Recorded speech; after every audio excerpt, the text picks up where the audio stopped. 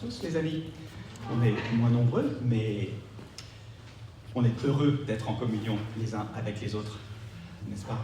Le Seigneur est bon, il est toujours bon, qu'on soit en été, en automne, en hiver, au printemps, le Seigneur est bon, et c'est une réalité. On se réjouit.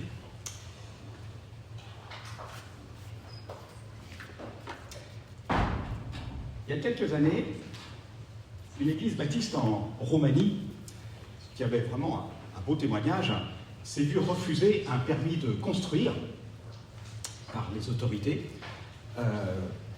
sur un terrain qui était juste à côté déjà du leur.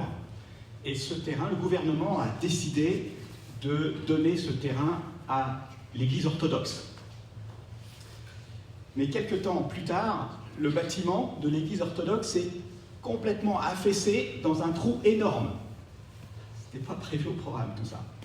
Alors que l'église baptiste, beaucoup plus petite, elle était toujours sur un terrain qui lui avait coûté peu cher et elle était là. Et le témoignage a pu subsister.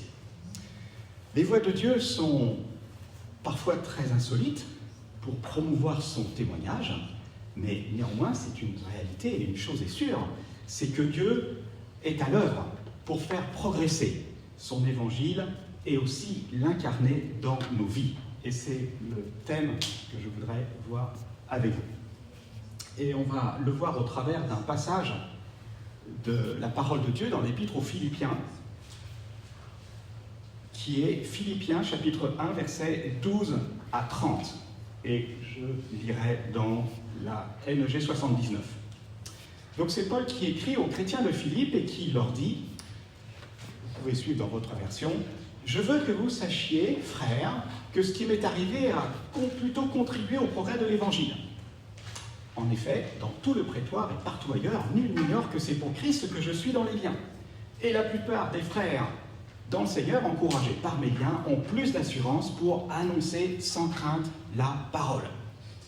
Quelques-uns, il est vrai, prêchent Christ par envie et par un esprit de dispute, mais d'autres le prêchent avec des dispositions bienveillantes. Ceux-ci agissent par amour, sachant que je suis établi pour la défense de l'Évangile, tandis que ceux-là, animés d'un esprit de dispute, annoncent Christ dans des intentions qui ne sont pas pures, et avec la pensée de me susciter quelque affliction dans mes liens. Qu'importe, de toute manière, que ce soit pour l'apparence, que ce soit sincèrement, Christ n'en est pas moins annoncé, je m'en réjouis et je m'en réjouirai encore. Car je sais que cela tournera à mon salut grâce à vos prières et à l'assistance de l'Esprit de Jésus-Christ. Selon ma ferme attente et mon espérance, je n'aurai honte de rien, mais maintenant, comme toujours, Christ sera glorifié dans mon corps avec une pleine assurance, soit par ma vie, soit par ma mort. Car Christ est ma vie, et mourir m'est un gain. Mais s'il est utile pour mon œuvre que je vive dans la chair, je ne saurais dire ce que je dois préférer. Je suis pressé des deux côtés. J'ai le désir de m'en aller, d'être avec Christ, ce qui est de beaucoup le meilleur, mais à cause de vous, il est plus nécessaire que je demeure dans la chair. Et je suis persuadé, je sais que je demeurerai et que je resterai avec vous tous pour votre avancement et pour votre joie dans la foi, afin que, par mon retour auprès de vous, vous ayez en moi un abondant sujet de vous glorifier en Jésus-Christ.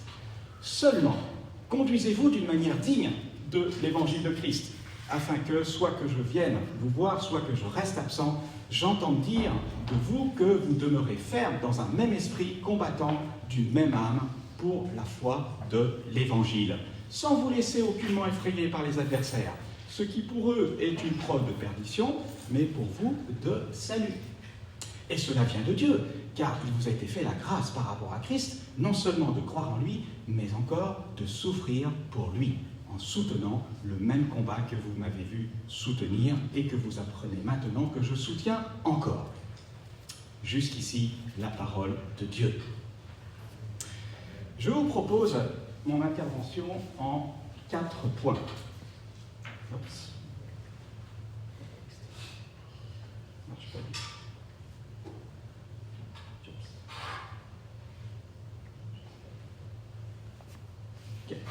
D'abord, je vais parler du contexte de l'épître et de notre passage.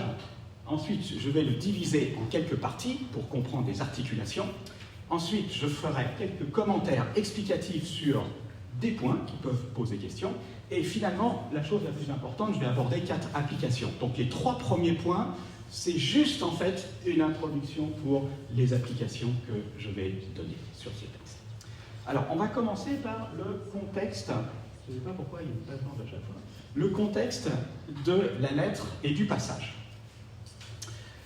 Alors, c'est au cours de son 2e voyage missionnaire, en partant d'Antioche, la première flèche qui est sur la droite, que Paul et Silas sont arrivés en Europe, dans la ville de Philippe, dernière flèche à gauche, depuis l'Asie, à la suite d'une vision de Paul à Troas. C'est la flèche du milieu, acte 16.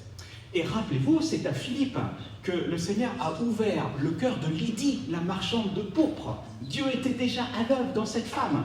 Il lui a ouvert son cœur pour qu'elle soit attentive à ce que disait Paul.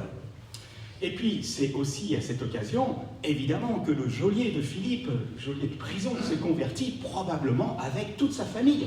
Et donc, c'est avec ces quelques croyants que l'Église est née à Philippe. 5 à 7 années plus tard, Paul aura l'occasion de retourner voir les Philippiens lors de son 3e voyage missionnaire. Et il va recevoir de leur part, à 2 reprises, une aide pratique, financière, sans doute peut-être, à Thessalonique. C'est ce qu'il dira au chapitre 4, versets 15 et 16. Et 13 ans, donc environ, se sont écoulés depuis la première visite de Paul à Philippe, et maintenant, il est prisonnier. Probablement à Rome, on va y revenir. Et c'est là qu'il reçoit de nouveau un don de la part de ses chers amis des Philippiens par Épaphrodite, qui est un membre de l'église de Philippe. Chapitre 4, verset 18.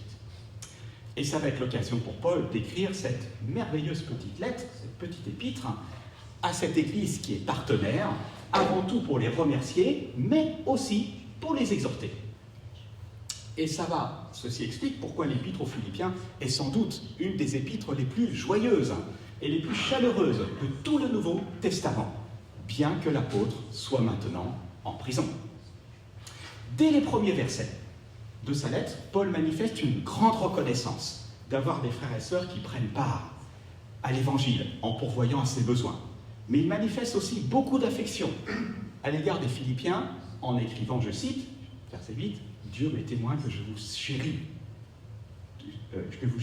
tous avec la tendresse de Jésus-Christ. » Et sa prière pour eux, versets 9 et 10, c'est qu'ils puissent croître dans un amour clairvoyant pour qu'ils comprennent vraiment ce qui a de la valeur, pour être prêts lorsque le Seigneur Jésus va revenir. Et ceci fait le lien avec notre passage que j'ai lu à partir du verset 12, parce que Paul aide maintenant les Philippiens à bien comprendre et bien interpréter sa détention. Pourquoi Paul maintenant est vraiment en prison? Parce que certains pouvaient être troublés de cette situation. Et Paul encourage donc cette Église en leur montrant comment, dans sa souveraineté, Dieu est à l'œuvre pour la cause de l'Évangile. Verset 12, ce qui m'est arrivé a plutôt contribué au progrès de l'Évangile. Et puis verset 13, partout dans le prétoire et partout ailleurs, on sait que je suis emprisonné pour Christ, etc. En un mot, si Paul est lié, la parole et l'Évangile, certainement, ne sont pas liés. Dieu est à l'œuvre et l'Évangile progresse. L'Évangile progresse. Et c'est ce que Paul cherche à transmettre aux Philippiens. Je vous donne juste un petit découpage du passage que nous avons lu pour comprendre les articulations. Dans les versets 12 à 26, nous voyons que l'Évangile progresse en dépit des circonstances qui sont adverses, avec 3 sous-parties. D'abord, les versets 12 à 14, l'Évangile progresse grâce à la captivité de Paul. Ensuite, versets 15 à 18, l'Évangile progresse par ceux qui le prêchent, avec les bonnes ou les mauvaises intentions, peu importe. Et versets 19 à 26, l'Évangile progresse dans la vie même de l'apôtre. On verra comment. Et puis, la deuxième grande partie, c'est que versets 27 à 30, l'Évangile progressera avec et dans les croyants qui tiennent ferme dans l'unité au sein des épreuves. Alors, je voudrais faire quelques commentaires explicatifs sur notre passage, sur certains points. On ne va pas tout aborder, ce n'est pas une explication de texte, et ce n'est pas une étude biblique non plus. Je voudrais d'abord parler de cette affaire du prétoire. Prétoire. Le prétoire dont il est question au verset 13 peut désigner soit la garde prétorienne stationnée à Rome, ou la résidence des gouverneurs de province.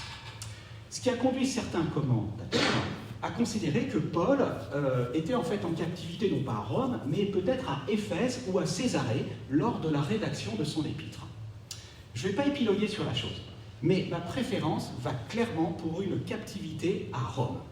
Et l'un des principaux arguments que je donnerai me semble être le fait que, dans sa lettre, Paul envisage à plusieurs reprises sa mise à mort, à la suite d'un verdict qui l'attend. Or, si c'était à Éphèse ou à Césarée, tribunaux de province, Paul aurait eu la possibilité de faire appel, comme cela a été le cas devant Festus à Césarée. Et ce n'est pas le cas. Et ça fait le lien avec mon deuxième point, qui est versets 12 et 13, qui peuvent quand même poser la question. Je veux que vous sachiez, frères, que ce qui m'est arrivé a plutôt contribué au progrès de l'Évangile. En effet, dans tout le prétoire et partout ailleurs, nul n'ignore que c'est pour Christ que je suis dans les liens. Et il faut savoir que la garde prétorienne à Rome, ce n'était pas quelques centaines de personnes, de soldats, n'est-ce pas, d'élite. C'était environ 9000 soldats d'élite. Et Paul parle que partout dans le prétoriat, dans le prétoire, tout le monde est au courant. Et au-delà, dit-il. Et la question qu'on peut se poser, mais comment ça se fait que Paul arrive à faire le buzz au sein de la garde prétorienne, qui est énorme, et partout ailleurs? Les autorités romaines auraient très bien pu évacuer Paul en traitant d'illuminé, puis on mettait le gars dans un coin. Ils avaient d'autres dossiers à traiter. Mais ce n'était pas le cas. Paul n'était pas un prisonnier ordinaire. Et je fais appel à vos souvenirs dans Actes 23 à 25 pour comprendre le contexte de ce que nous avons ici. Que ce soit devant le tribun Lysias à Jérusalem en présence du Sanhédrin, ou devant le gouverneur Félix dans Actes chapitre 24, ou devant Festus dans Actes chapitre 25, Paul a défendu sa cause avec conviction, avec respect, avec intelligence. Contrairement à l'orateur Tertulle, flatteur et hypocrite. Festus, par exemple, va être embarrassé, dit-il, par l'affaire de Paul. Et il va avouer devant le roi Agrippa, en visite à Césarée, qu'il ne sait pas quel parti prendre pour ce débat qui oppose Paul à ses détracteurs. Et Agrippa, curieux, voudra aussi entendre cet homme, dit-il. Et le lendemain, ce sont tous les tribuns de la ville qui vont se rassembler pour entendre Paul qui va à nouveau défendre sa cause avec conviction et rendre témoignage pour la gloire de Christ. Pourquoi je dis tout cela? Eh bien, parce que ça explique, n'est-ce pas, que le témoignage de Paul est connu partout, au niveau déjà des autorités romaines. Et très certainement, lorsqu'un prisonnier au niveau de la garde prétorienne était gardé, les gardes se succédaient jour après jour, et vous pouvez être certain que Paul n'a pas parlé à ses gardiens de la pluie et du beau temps. Il avait des choses à partager avec eux.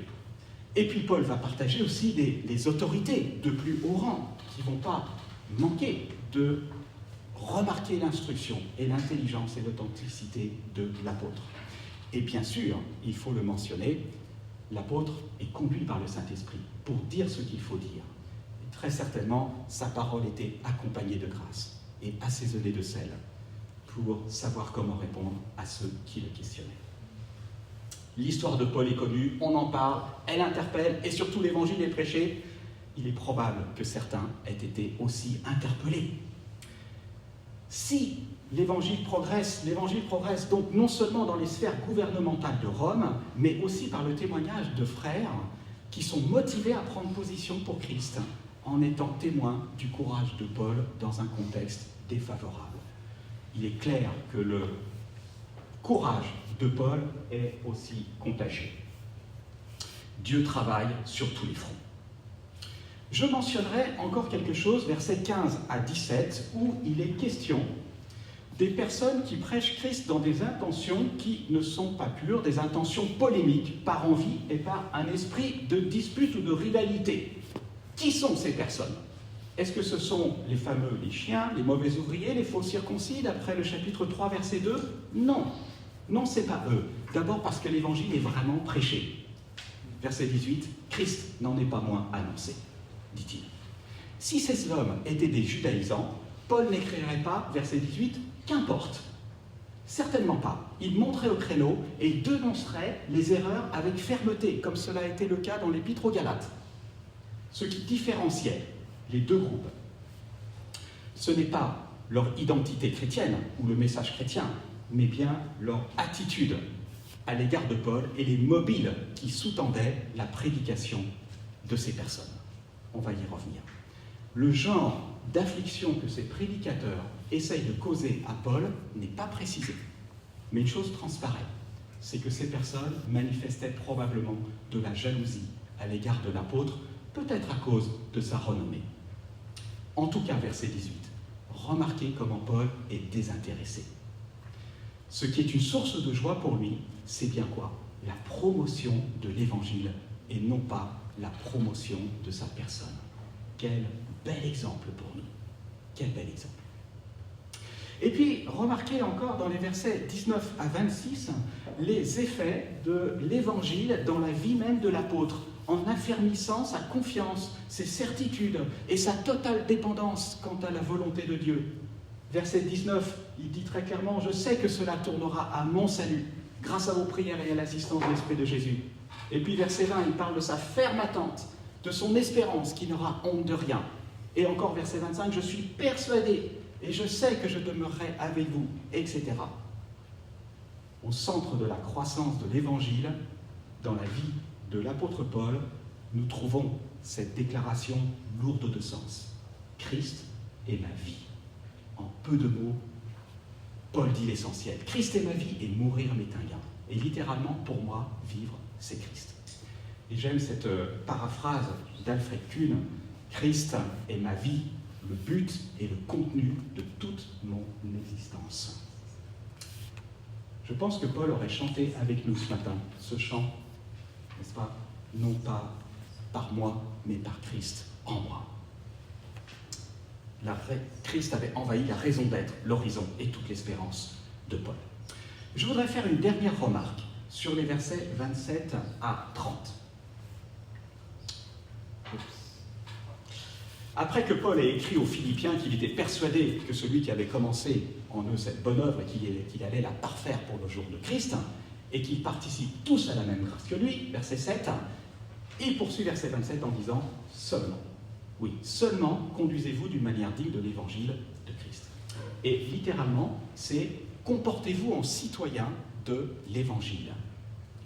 C'est-à-dire, soyez cohérents dans votre comportement avec votre véritable citoyenneté. Et il faut savoir que les habitants de Philippe, dont les membres de l'Église, étaient très fiers de leur statut de citoyens romains. Rappelez-vous, dans Actes chapitre 16, verset 12, l'Épître mentionne que Philippe était une colonie romaine. Et rappelez-vous aussi que les maîtres de la servante qui avaient un esprit de python, qui a été délivré par Paul et Silas, les traînent donc devant les prêteurs en disant que ce sont des Juifs qui annoncent des choses, des coutumes qui n'auraient pas permis de suivre à nous qui sommes citoyens romains. À partir de cet arrière-plan culturel, Paul rappelle aux chrétiens, aux croyants de Philippe, qu'ils ont une citoyenneté qui dépasse celle de la citoyenneté romaine. Nous sommes, dit-il, citoyens des cieux, chapitre 3, verset 20. Autrement dit, brillez en tant qu'enfants de Dieu au sein de cette colonie romaine. Mais brillez comment? Et brillez par quoi? Eh bien, l'apôtre le dit avant tout par l'unité entre vous. Et ça apparaît à 3 reprises avec ce petit mot « même ». Vous avez ça au verset 27. Il faut demeurer ferme dans un même esprit, combattre d'une même âme pour la foi fondée sur l'Évangile, verset 30, en soutenant le même combat que vous m'avez vu soutenir. L'unité était clairement un enjeu capital pour la progression de l'Évangile et du témoignage de Jésus-Christ. dans cette ville de Philippe. Elle le sera aussi pour le témoignage de notre Église, de l'Église de Beaugrenelle. Tout ce que je viens de dire nous amène à 4 applications pour nous. La première application que je ferai sur ce texte, c'est que nous avons sous nos yeux une démonstration que la vie dans la foi, l'espérance et l'amour que manifeste Paul est possible dans un contexte d'épreuve et même en prison. Et aujourd'hui, il est possible de vivre cette vie surnaturelle, finalement, que le Seigneur Jésus offre. Parce qu'il nous a accordé le pardon, la réconciliation, son Saint-Esprit. Il est possible de vivre différemment. Et peut-être qu'au milieu de nous, il y en a qui ne savent pas trop, qui ne comprennent pas trop ce dont je suis en train de parler.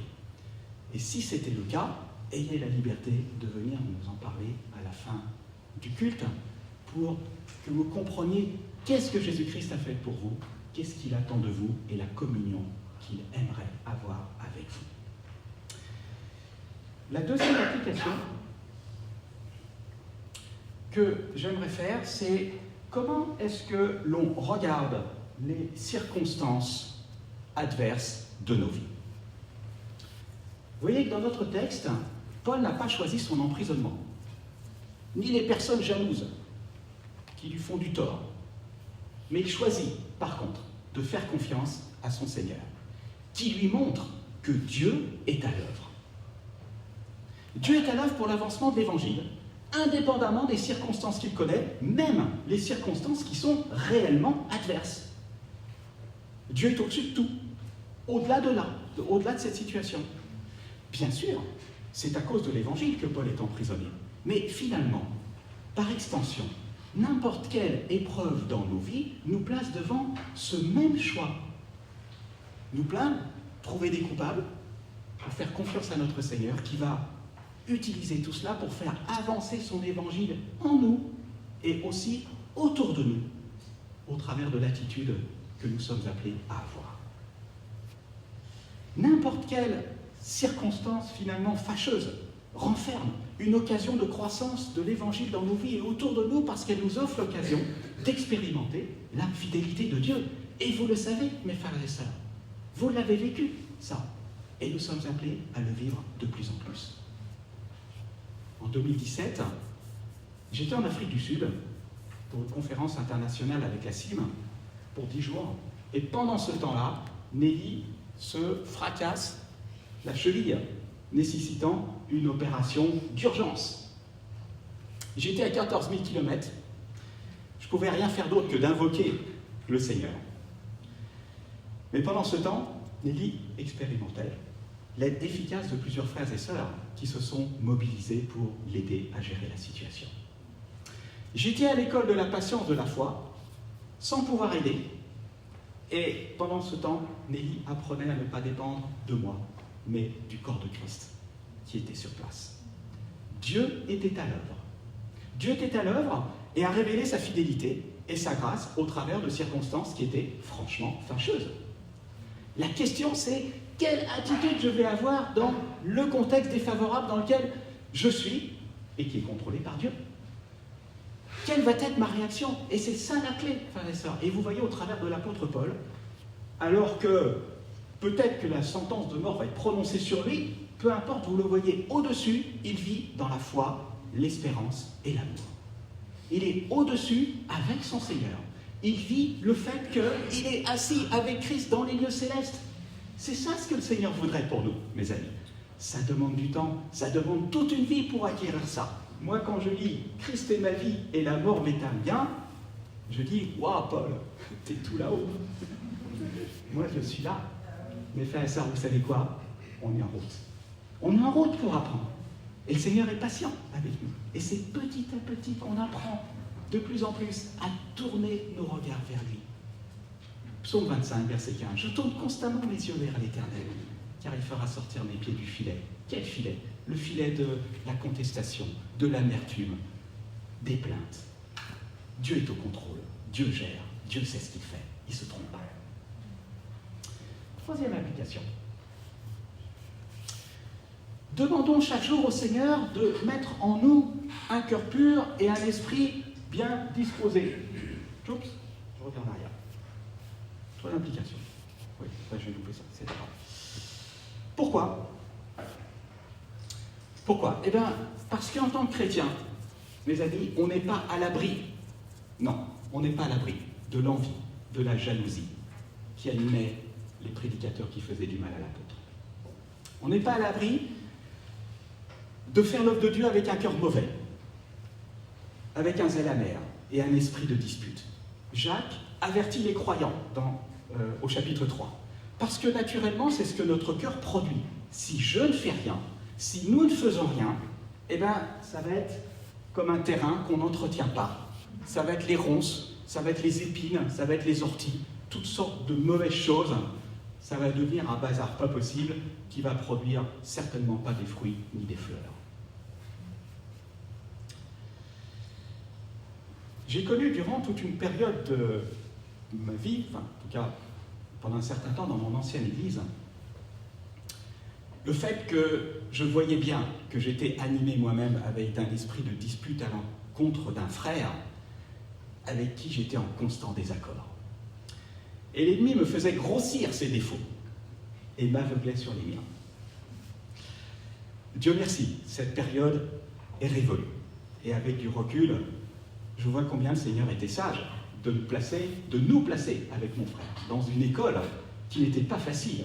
Nous étions tous nous opposés au niveau de nos caractères, mais c'était une école qui nécessitait que l'un comme l'autre, nous devions nous tourner vers le Seigneur pour dire « Seigneur, change mon attitude, aide-moi ».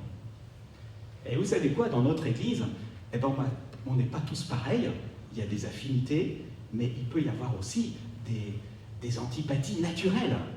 Mais c'est l'occasion de prier pour mon frère, ma sœur avec qui je ne me sens pas très à l'aise, d'être intentionnel pour aller lui dire bonjour, pour rechercher la communion et l'amour entre nous. Et c'est nécessaire, et le Seigneur travaille pour changer nos cœurs et notre attitude. Cet esprit nocif se retrouve parfois sur le champ missionnaire et affaiblit grandement le témoignage. Parce que peu ont la maturité de Paul qui pouvait dire « qu'importe, l'évangile n'en est pas moins annoncé ». Et on connaît ça à la cime. Et Françoise, tu as connu ça sur le champ missionnaire, très certainement. Vivre et travailler avec nos frères et sœurs n'est jamais facile, mais c'est l'école que le Seigneur a choisie pour changer notre caractère entaché de péché. Nous ne choisissons pas les frères et sœurs avec qui le Seigneur nous place au sein de l'Église locale. Le Seigneur le choisit. Laissons-le agir comme il le veut. Tous les jours, mes amis, nous sommes appelés, et je suis appelé, à m'appuyer sur le Seigneur pour qu'il nous apprenne, par son esprit, à faire mourir les actions du corps, afin de vivre. Tous les jours, je dois lui demander de me remplir de cet esprit doux et paisible, qui est d'un grand prix devant Dieu. 1 Pierre 3, 4. Tous les jours, je dois demander au Seigneur de faire mûrir en moi le fruit de l'esprit, qui est l'amour avec toutes ses belles facettes. Mais il faut le faire de manière intentionnelle. Ça ne va pas venir tout seul, n'est-ce pas? Tous les jours, je dois regarder au Seigneur et à son exemple, à son renoncement, et le bénir pour sa grande patience envers moi et envers chacun d'entre nous. Et ça, mes amis, c'est l'antidote parfait à ce cœur mauvais et à cet esprit de dispute et de jalousie que nous avons naturellement en nous. Ça fait partie du péché qui nous enveloppe si facilement, comme dit l'Épître aux Hébreux, chapitre 12, verset 1. Dernière application. La quatrième. Dieu m'appelle... ça, c'est pas celle-là. Quatrième application. Dieu m'appelle à manifester l'unité avec mes frères et sœurs en Christ pour favoriser un témoignage cohérent face aux incroyants. Et ça, c'est important, mes amis. Ça, c'est important parce qu'il ne peut pas y avoir de conduite digne de l'Évangile dans la désunion avec les autres croyants. Ça, c'est du pas possible. Cette nécessité de l'unité apparaît clairement dans les versets 27 à 30, où Paul encourage les Philippiens à être d'un même esprit, du même âme, d'un même combat, et cela se poursuit au chapitre 2, où il parle d'un même sentiment, d'un même amour, d'une même âme, etc. attention, nous ne parlons pas d'unité au détriment de la vérité. Nous parlons de l'unité avec ceux qui sont vraiment nés de nouveau, qui reconnaissent le Seigneur Jésus comme leur Seigneur et leur Sauveur de leur vie, qui acceptent l'autorité et l'inspiration entière et complète de toute la parole de Dieu. En un mot, nous parlons de l'unité sur le fondement non négociable de notre foi, qui touche la personne, l'œuvre de Jésus-Christ et la parole de Dieu. S'il n'y a pas ça, il ne peut pas y avoir d'unité. Ce n'est pas possible. Plus près de nous, je bénis le Seigneur de la naissance du CNEF, le Conseil national des évangéliques de France, qui s'est fait en 2010 sur la base d'une demande de pardon réciproque entre les églises de Pentecôte et les églises des milieux de frères. Il est possible d'être d'une sensibilité théologique différente sur des sujets secondaires et de prier ensemble pour la cause de l'Évangile, pour l'avancement de la crédibilité de l'Évangile dans notre monde. Bien sûr que c'est possible. Nous, on le vit au CNEF et franchement, le Seigneur l'utilise pour sa gloire. Je crois qu'une des raisons, on peut se poser la question, peut-être vous vous êtes posé cette question, pourquoi est-ce qu'il y a autant de dénominations? Parce qu'elles sont quand même multiples en France. C'est assez incroyable. Je n'ai pas toutes les raisons, je ne sais pas pourquoi le Seigneur permet tout ça, mais une chose est sûre, et j'en suis assez convaincu. Je crois que Dieu permet la multiplicité de ces dénominations pour voir comment nous allons nous traiter les uns les autres et comment nous allons gérer nos désaccords sur des points qui ne sont pas essentiels. Comment est-ce que nous allons affirmer nos convictions? Comment est-ce que je vais respecter l'autre? Comment je vais défendre, avec grâce, avec amour, mes convictions? Et il est tout à fait possible de vivre cela. Mais là, frères et sœurs, c'est un apprentissage. Ça nécessite aussi de renoncer à nous-mêmes et de faire attention. La personne avec qui je parle est un frère ou une sœur en Christ bien-aimé, pour qui Christ est mort. Accueillez-vous donc les uns les autres, comme Christ vous a accueillis, dit l'apôtre, pour la gloire de Dieu. Et l'apôtre Paul, vous savez, clôturera l'épître aux Romains avec ce verset, chapitre 15, verset 7. Je termine par ma conclusion. Dieu est à l'œuvre, mes amis, pour faire croître son évangile et l'incarner dans nos vies. De manière souveraine et providentielle, Dieu est derrière la scène de toute situation. Mais c'est souvent a posteriori que nous en rendons compte. C'est en regardant dans le rétroviseur que nous disons « Dieu était à l'œuvre ».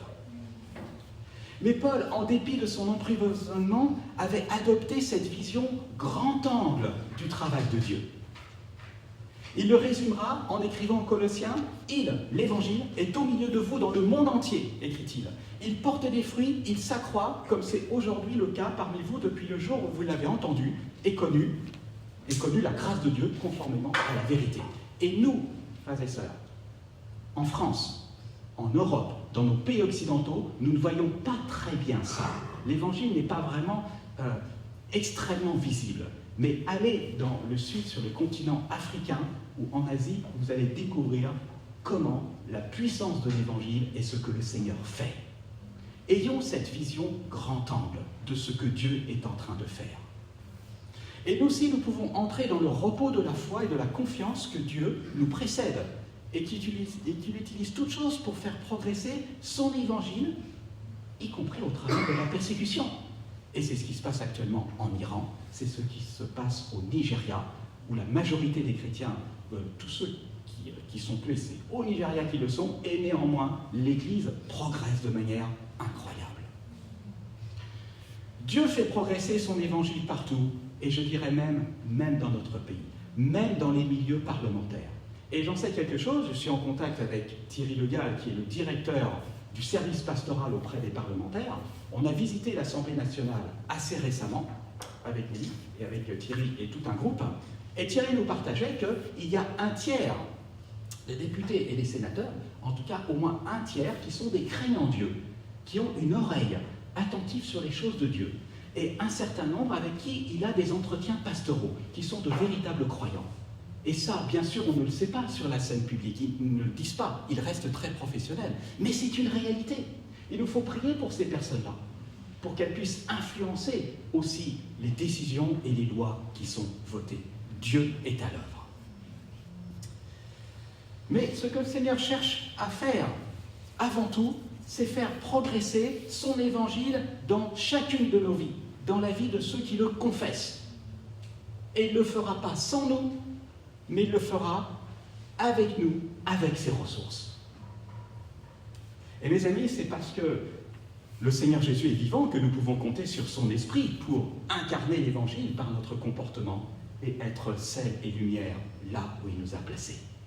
N'est-ce pas? Le monde nous regarde vivre, mes amis, et particulièrement quand nous passons par des difficultés communes à notre humanité. Il n'y a pas que nous qui avons des tuiles. Regardez autour de vous, le monde souffre, nos voisins souffrent.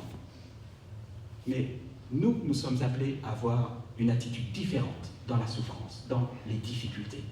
Le monde est attiré quand il voit le fruit de l'esprit se manifester chez les chrétiens, en particulier l'amour entre les frères et les sœurs. Le Seigneur Jésus le dit et en parle.